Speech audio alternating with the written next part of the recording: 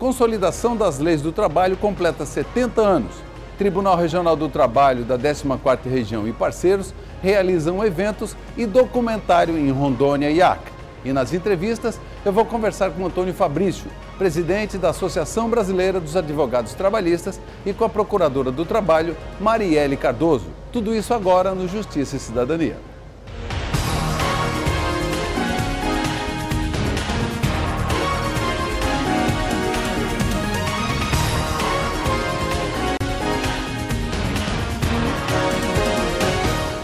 Neste bloco do Justiça e Cidadania, eu vou conversar com o presidente da Associação Brasileira dos Advogados Trabalhistas, ABRAT, Antônio Fabrício, que fala sobre as atividades da ABRAT no país e também sobre a situação dos imigrantes haitianos no estado do Acre. Confira. Nós passamos a discutir assuntos ligados à advocacia, ligados à prestação jurisdicional, ligados à modernização dos meios de acesso à justiça, como processo judicial eletrônico, como melhor entrega da prestação jurisdicional com o tema da execução. Discutimos também a questão da ação civil pública e dos direitos maiores e coletivos. Então, saímos daqui muito satisfeitos com essa parceria realizada com o TRT da 14ª Região, com a ANAMATRA, com o Ministério Público, e achamos que estamos saindo maior do que chegamos, ou muito maior do que chegamos, porque instalamos duas associações trabalhistas, o que fortalece a discussão do direito do trabalho na região, trazendo os advogados para mais perto dessas discussões.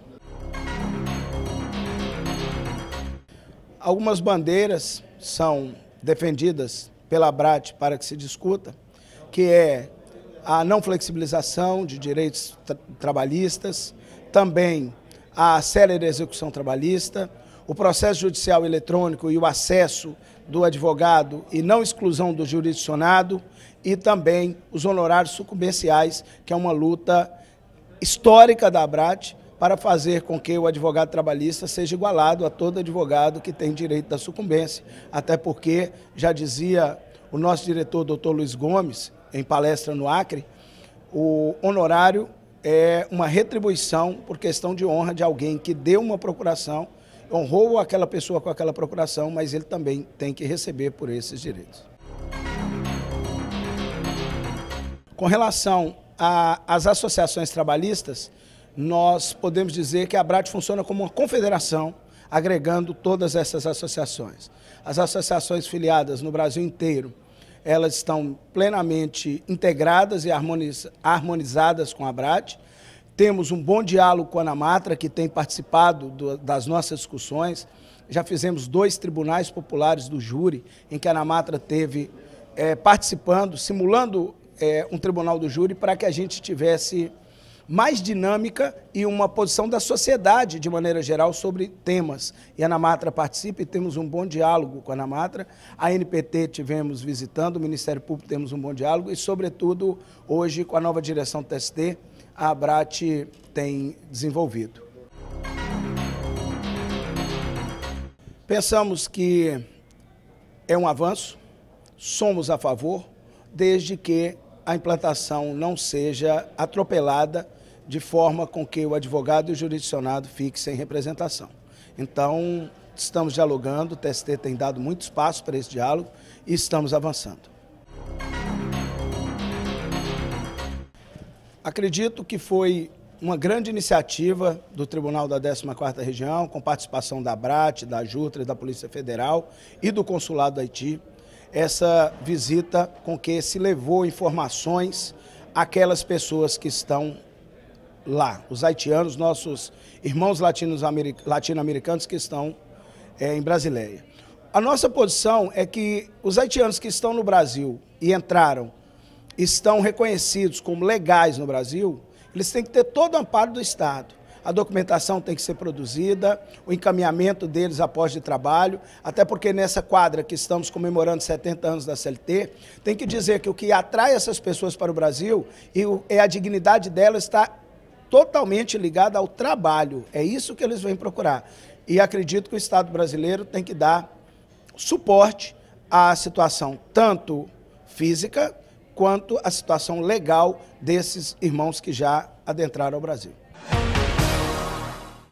No próximo bloco, nós vamos conversar com Marielle Cardoso, que é procuradora do Trabalho em Rio Branco, que fala sobre o papel do Ministério Público. O Justiça e Cidadania volta já já.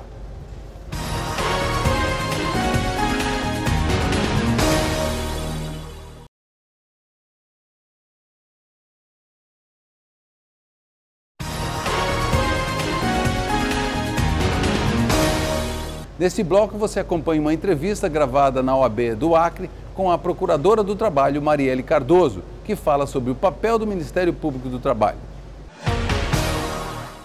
E hoje eu vou conversar com a Procuradora do Trabalho, Marielle Viana Cardoso, que é da Procuradoria do Ministério Público do Trabalho do município de Rio Branco, aqui no Acre.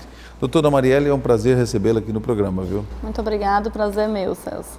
Doutora Marielle, o Ministério Público do Trabalho da 14ª Região, lógico, ele tem abrangente Rondônia e Acre, mas a senhora atua mais propriamente aqui no estado do Acre. Hoje, quantos procuradores atuam em todos os municípios acreanos? Nós somos 3 procuradores para atuar nos 22 municípios do estado do Acre.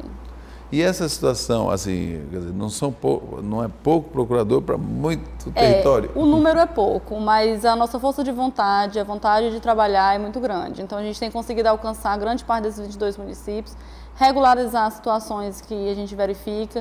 O que se vê muito aqui no estado do Acre, Celso, não sei se isso acontece em Rondônia, mas no estado do Acre é uma constante, é que a falta do Estado, a presença do Estado, o Estado, eu não estou falando de governo, eu estou falando de Estado juiz, Estado promotor. É a presença do Estado. A presença do Estado nos municípios, por conta da dificuldade de acesso, ela faz com que alguns direitos, dos mais simples, sejam precarizados. Então, a atuação do Ministério do Trabalho tem se mostrado muito efetiva, graças a Deus, e temos conseguido bons resultados aqui no Estado. E de que forma o Ministério Público do Trabalho atua para dar essa efetividade? Nós temos, a gente instaura inquéritos civis para investigar possíveis indícios de irregularidade e, verificando esses indícios, podemos chamar a empresa para a firmatura de um termo de ajuste de conduta perante o Ministério Público do Trabalho ou o ajuizamento de uma ação civil pública junto à Justiça do Trabalho, que ao final serão julgadas obrigações de fazer, não fazer e pagar. Certo. A ação civil pública, até para os nossos telespectadores compreender, né? Em que caso que cabe a ação civil pública? Quer dizer, o Ministério Público do Trabalho, ele atua de forma, assim, lógico, coletiva, né? Isso. Sempre que houver afronta a direitos individuais homogêneos, coletivos ou difusos, haverá o cabimento de uma ação civil pública. O que são os direitos difusos, coletivos, individuais homogêneos? Direitos difusos são aqueles que alcançam uma coletividade de trabalhadores ou de pessoas ligados por uma situação comum. O direito coletivo é associado àqueles trabalhadores que têm uma situação de fato que também os liga. E os direitos individuais homogêneos são direitos meus, seus, que por a gente estar na mesma condição, eles podem ser alcançados. Vou exemplificar cada um deles. O direito ao concurso público. O direito ao concurso público é um direito difuso, porque hoje eu não estou fazendo concurso, mas amanhã eu posso vir a fazer. Então eu posso ser alcançada pelo concurso público. O direito a um meio ambiente saudável numa determinada empresa. Aquele direito é um direito coletivo. Todos os trabalhadores que vierem a laborar naquela empresa, eles vão ter direito a um meio ambiente saudável. O direito a receber verbas rescisórias quando uma empresa não as adimpre no prazo legal. Esse é um direito individual homogêneo, porque eu posso sozinha me socorrer judicialmente desse descumprimento. Então, há esses 3 tipos de direito, e esses 3 tipos de direito, eles também são tutelados pelo Ministério Público do Trabalho. E quando a tutela vem pelo Ministério Público do Trabalho, se tutela o direito como um todo. Então, enquanto se 2 trabalhadores ajuizarem individualmente suas demandas, um pode ganhar 500, outro pode ganhar 1.000. O Ministério Público, ajuizando a demanda, ele garante que todos ganhem o que é devido. Se for 750, que é o meio termo entre 500 e 1.000, que seja 750, mas todos vão ganhar da mesma forma. Não falando, exemplifiquei com valores, mas não necessariamente na questão de valores, mas na questão de bem-estar.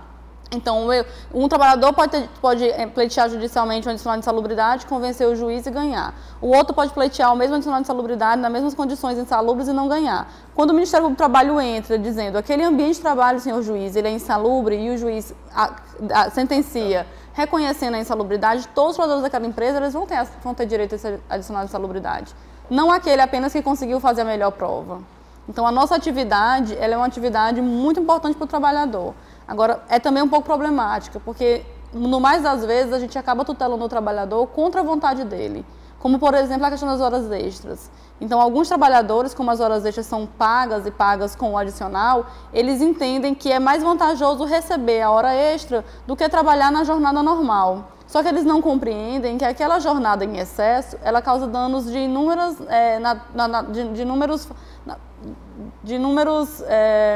situações, né? Causam danos à saúde física, mental daquele trabalhador. Então, o Ministério Público, muitas vezes, tutela o trabalhador contra a vontade inicial dele. Nós já estamos caminhando para o final, mas existe também o TAC, né? O termo da justiça, que a senhora tinha comentado, e que tem alguma relação também, por exemplo, o Ministério Público do Trabalho tem caminhado muito com relação à prevenção de acidentes de trabalho, né? Isso. O TAC, ele é um ajuste voluntário, espontâneo de conduta que a empresa faz perante o Ministério Público. Ela se compromete, a partir da assinatura daquele instrumento, não mais descumprir. Nós firmamos TAC nas mais diversas frentes, como o meio ambiente de trabalho, que você bem citou, para prevenir acidentes de trabalho, observar os riscos do empreendimento, no trabalho análogo à condição de escravo, no trabalho infantil. Então, o TAC é um instrumento efetivo que o Ministério do Trabalho tem utilizado e que desafoga o judiciário, porque nós resolvemos na seara extrajudicial o que dependeria, se não fosse possível na seara extrajudicial, de um comando judicial. O judiciário já está assoberbado de demandas, com pouca estrutura, com muita boa vontade também o judiciário tem, mas pouca estrutura. Então, o que a gente consegue resolver no âmbito administrativo, com a firmatura de termos de ajuste de conduta, a expedição de notificação recomendatória ou o chamamento da empresa para regularizar espontaneamente a conduta, a gente tem feito. Pois é, e sempre que entra com ação civil pública ou não é cumprido um TAC, ele vai desencadear onde? Na Justiça do Trabalho. Justiça do Trabalho. Até para a gente fechar, que a gente já está com o tempo estourando, certo. Mas eu digo, como que funciona isso? A Justiça do Trabalho vai julgar aquela situação? Vai julgar, porque havendo descumprimento e não havendo a adequação voluntária da conduta, outra saída não me resta a não ser ajuizar a ação civil pública. Então, o Judiciário vai ter que se pronunciar se realmente há irregularidade e se ela precisa ser corrigida ou não. Então, necessariamente, essa demanda, se não for corrigida no plano administrativo, ela vai sobrecarregar o Judiciário. E a Justiça do Trabalho. Doutora Marielle, eu quero agradecer aqui a sua participação. Muito obrigado pela sua entrevista. Eu conversei com a Procuradora do Trabalho, Marielle Viana Cardoso, que é da Procuradoria do Ministério Público do Trabalho do município de Rio Branco.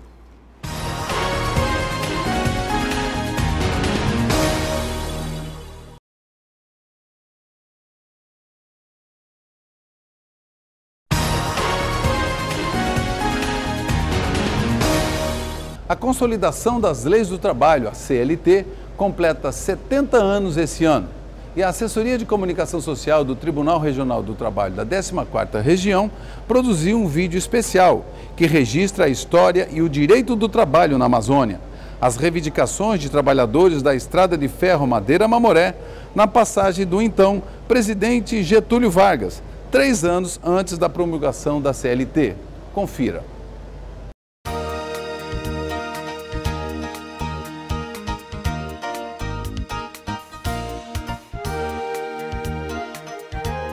Amazônia, 49% do território nacional. A força do trabalho sempre esteve presente. Do início da colonização portuguesa até o primeiro ciclo da borracha, as relações de trabalho predominantes foram de escravidão ou de condição análoga à escravidão. A colonização promoveu também o surgimento de uma massa de trabalhadores de origem indígena que não vivia sob o controle direto dos comerciantes e senhores de terra da Amazônia. Não possuíam nenhum direito, senão aquele de trabalhar para seus patrões e de receber, quando esse era o caso, uma remuneração que a história registra como ficcional. Com as descobertas de ouro nos afluentes da margem direita do rio Guaporé, a coroa portuguesa despertou interesse pela posse da terra, fundando a capitania de Mato Grosso, cujos limites abrangiam a maior parte das terras do atual estado de Rondônia. Teve início o povoamento e fundação de feitorias ao longo dos rios Guaporé e Madeira, construindo uma fortaleza que foi mais tarde substituída por um forte, o Forte Príncipe da Beira. A construção teve a força da mão de obra de mais de 200 trabalhadores, centenas de índios e 1000 negros escravos. O declínio da mineração no final do século XVIII, a independência do Brasil e a queda do imperialismo castelhano foram fatores que contribuíram para o abandono da região por um período de aproximadamente 100 anos. A partir de 1877, com o desenvolvimento da indústria de produtos derivados de látex, o Vale do Madeira e seus afluentes foram ocupados pelos seringueiros, que na sua maioria eram imigrantes nordestinos e foram incentivados a vir para a região trabalhar no fabrico da borracha nos seringais amazônicos. Em 1872, teve início a implantação do projeto de construção de uma ferrovia, mas após várias tentativas e a falência da quarta empresa construtora, somente com a assinatura do Tratado de Petrópolis em 1903, assinado para a cessão do território do Acre ao Brasil pela Bolívia, ocorreu de fato a construção da estrada de ferro Madeira-Mamoré. Portugueses, espanhóis, italianos, russos, cubanos, mexicanos, porto-riquenhos, libaneses, sírios, antilhanos, granadenses, tabaquenses, barbadianos, noruegueses, poloneses, chineses, indianos, norte-americanos e brasileiros. Cerca de 22 mil operários foram recrutados em portos de 25 países. Uma das maiores epopeias brasileiras, a Estrada de Ferro Madeira-Mamoré, além de empreendimento vultoso, possui expressivo valor sociocultural e histórico. Mas, na dimensão de sua grandeza, foi a tragédia durante sua construção. Recordista em acidentes de trabalho, massacre de povos indígenas e morte de centenas de operários que trabalharam em suas obras. O declínio do ciclo da borracha selou a gradual e lenta desativação da Estrada de Ferro Madeira-Mamoré, ocorrida em julho de 1972.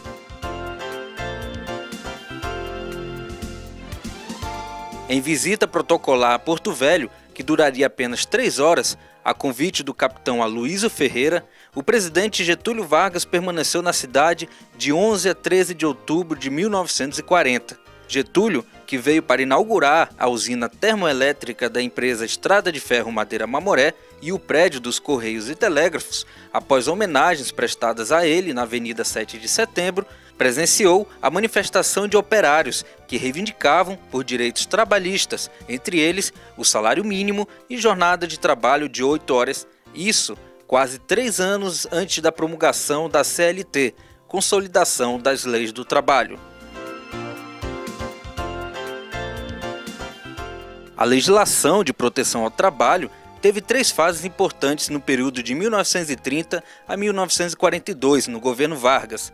A primeira vai de 26 de novembro de 1930, quando cria o Ministério do Trabalho, Indústria e Comércio, a 15 de julho de 1934, quando ministros do governo provisório da Revolução de 1930 obtiveram a adoção de diversos decretos legislativos. A segunda fase vai de 16 de julho de 1934 a 9 de novembro de 1937, vigência da Constituição de 1934, que, entre outras garantias, determina que as empresas estrangeiras deveriam ter pelo menos 2/3 de empregados brasileiros, confirma a Lei Eleitoral de 1932, com justiça eleitoral, voto feminino, voto aos 18 anos e deputados classistas, representantes de classes sindicais. Cria a Justiça do Trabalho, proíbe o trabalho infantil, determina jornada de trabalho de 8 horas, repouso semanal obrigatório, férias remuneradas, indenização para trabalhadores demitidos sem justa causa, assistência médica e dentária, assistência remunerada a trabalhadores grávidas, proíbe a diferença de salário para o mesmo trabalho por motivo de idade, sexo, nacionalidade ou estado civil e prevê uma lei especial para regulamentar o trabalho agrícola e as relações no campo. No final de janeiro de 1942, autorizado pelo presidente Getúlio Vargas, foi designada uma comissão de 10 membros para elaborar, sob a presidência do ministro, o anteprojeto de consolidação das leis do trabalho e de previdência social. Em 5 de novembro de 1942, o projeto foi encaminhado ao Ministério do Trabalho e, 4 dias depois, submetido à apreciação do presidente Getúlio Vargas, que aprovou a publicação do anteprojeto. Mais de 2.000 sugestões foram enviadas e, em 31 de março de 1943, a comissão entregou o projeto final, sendo que em 1º de maio de 1943, a CLT foi aprovada pelo Decreto-Lei nº 5.452. As promessas do candidato da Aliança Liberal e as afirmativas do discurso de posse do chefe do governo provisório em 13 de novembro de 30 foram ultrapassadas, pois conseguimos organizar o trabalho nacional segundo os princípios cristãos da justiça social, sem abalos econômicos.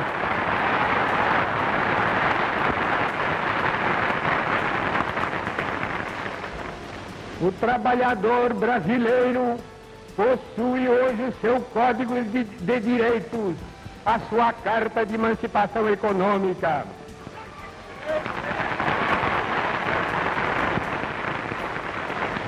Ele sabe perfeitamente o que isso vale. A CLT unificou toda a legislação trabalhista então existente no Brasil. Além disso, foi um marco por inserir de forma definitiva os direitos trabalhistas na legislação brasileira. O objetivo principal foi regulamentar as relações individuais e coletivas do trabalho nela previstas. A CLT surgiu como uma necessidade constitucional após a criação da Justiça do Trabalho.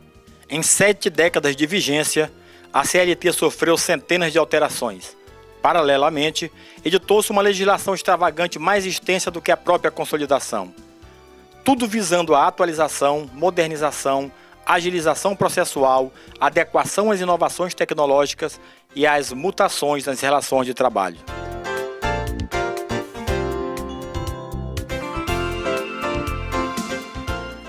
Este é cenário de atuação da Justiça do Trabalho.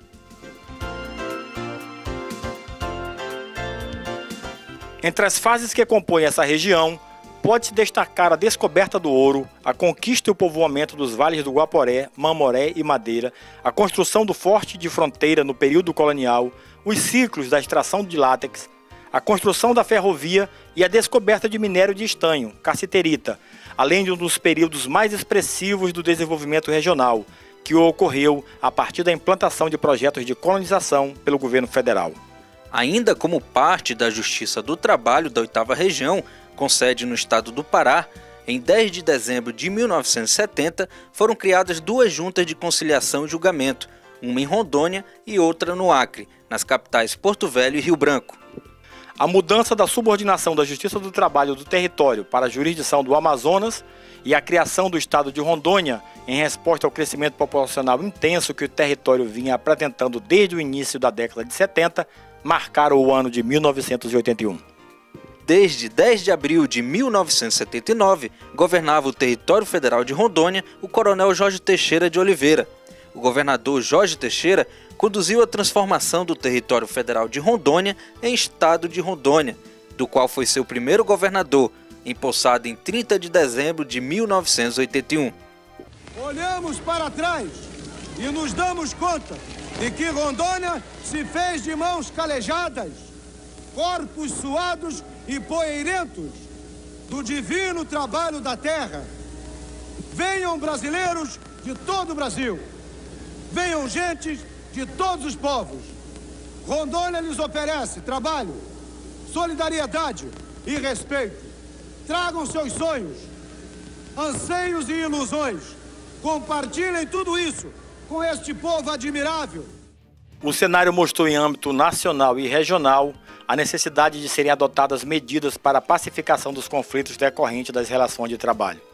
Assim, no dia 28 de novembro de 1986, é instalado o 14º Tribunal Regional do Trabalho no país, atendendo um antigo anseio dos estados de Rondônia e Acre, com atuação numa área de 390 mil quilômetros quadrados, comparado ao tamanho dos estados de Sergipe, Pernambuco, Paraíba, Rio Grande do Norte e parte do estado do Ceará juntos.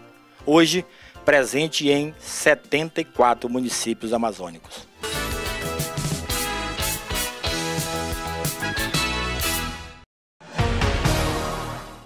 Este foi o Justiça e Cidadania de hoje. Você também pode sugerir pautas através do e-mail ascom@trt14.jus.br ou pelas mídias sociais que está no seu vídeo. Até o próximo programa.